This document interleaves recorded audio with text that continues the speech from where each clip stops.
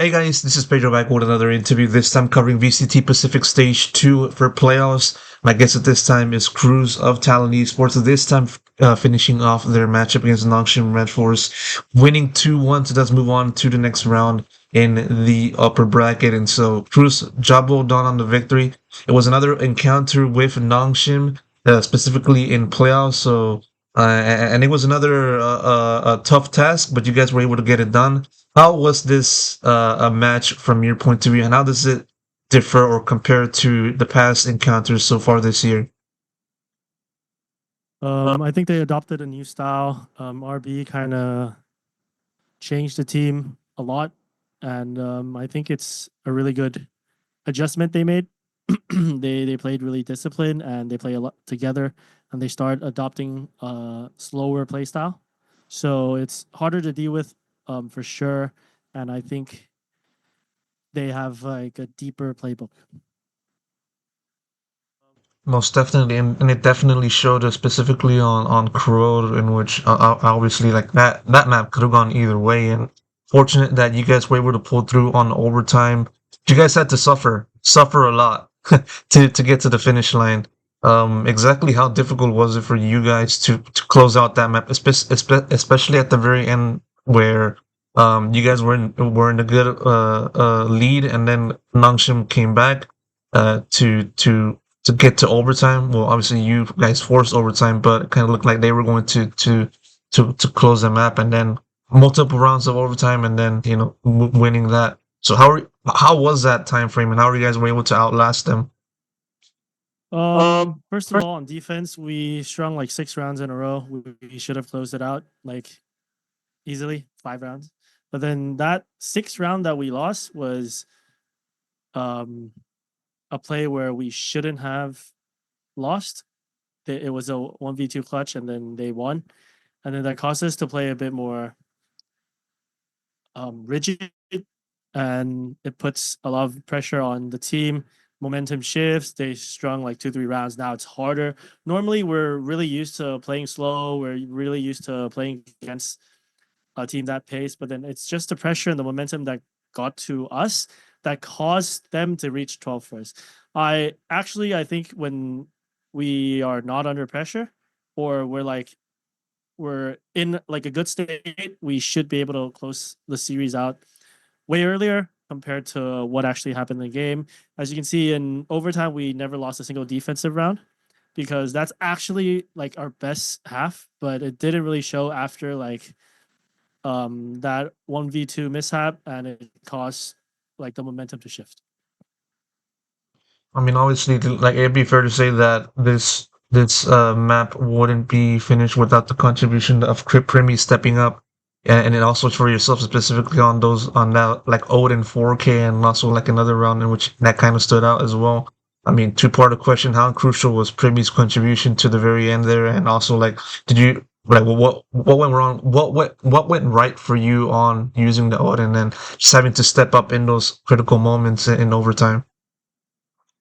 I think it puts a lot of pressure. It slows them down. They're a really fast team when they want to execute, and it make them think if they really want to hit or not. So it really disrupt their timings a bit. But for Primy, I think that's just his work, man. Like that's what he does. I believe in him. That's why we brought him in, and he just does Primy things. I'm just glad that he actually bailed us out on a lot of the attacking rounds. Yeah. An interesting point was brought out in the press conference, which happened a few moments before this recording, and I might be wrong. You can kind of elaborate, but you pointed out, or you wanted to play this map, Corrode, and you had like Frost go for it on the map Veto face. Exactly what gave you the confidence to try it out against a team like Nongshim, in which, as you guys been mentioning, it's a very strong team in their own right in this map.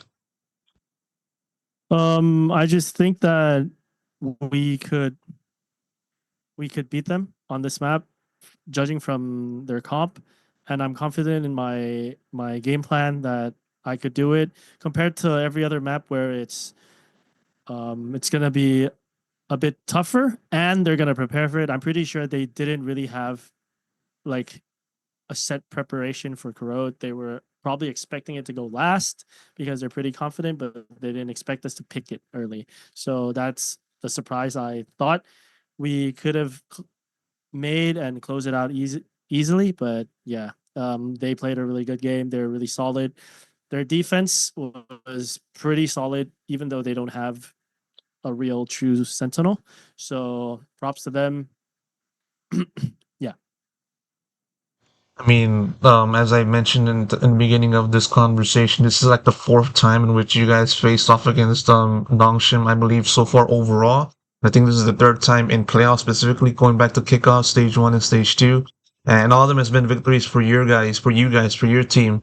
Um, Simple question: do you feel like you are Nongshim's kryptonite? Um, I feel like I have really good reads against them in particular. Like I feel like I understand the player, like their player and their tendencies more than other teams would because we play them a lot. So I know what they would want to make adjustments on. So it's easier for me because we play them a lot, but also harder for me because every time they come with something new, I just need to be a step ahead. But I feel very confident in like reading the game against them, while sometimes it's a bit harder to play against other teams. But just for them, I don't think it's just something that I like when I play against them. I yeah, that's all. Yeah, and such is the way that you helped Talon continue to improve and beat a team like Longshiman, and it's a result of that in which you guys now move on to the match against DRX. Before going into that part of the season, I wanna backtrack and ask for like an update as to how the team has been going since our last conversation would happen at the very beginning of stage two. And at that point, obviously there's the role changes that Talon has been going on, and the necessity to do so to crack that next level to where you guys are looking to be at right now. How has the process been like since the start of stage two, and just having to go through the regular season, qualify for playoffs, and then be well within the race of qualifying for champions? What has been the thing that stood out to you in terms of like adaptation and learning? I think I started listening. I don't.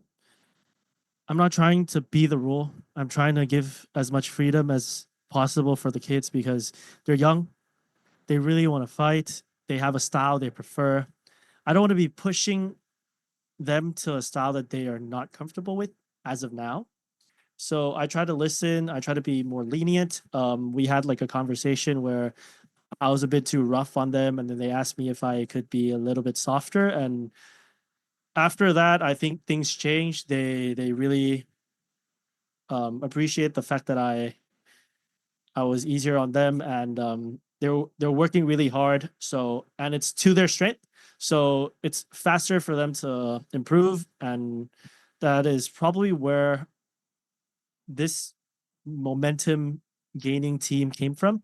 So I think it's all of just trying to understand the puzzle we have and the pieces we have, and trying to put it together the right way and try to make everyone happy and not put too much pressure because everyone is still young apart from me, and I know how hard it is to go through those stages where all you think is just I don't want to make mistakes, and I don't think that's the best way to improve in a game.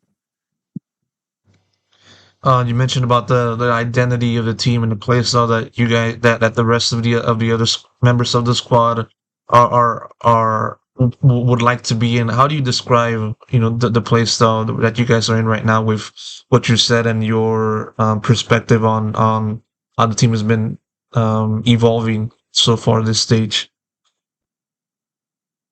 I think I'm really proud of Killua where he's trying to mid round call, and then he's learning the tendencies of the other team, and then he's making the calls for me. Because in the beginning, I've been making all the calls, and it's not the best if I'm not with the pack. I don't know what's happening. I give him the freedom to do it, and he's been doing really well. He made a bit of mistakes. It's fine. I told him it's okay. So I think that's where the team looks like we're always together. We are always on the same page because we trust each other's calls, and Killua is making that job much easier for me because he's also making calls that regardless of what I say or what someone else say, we will all listen. And I respect his call. I will respect his game.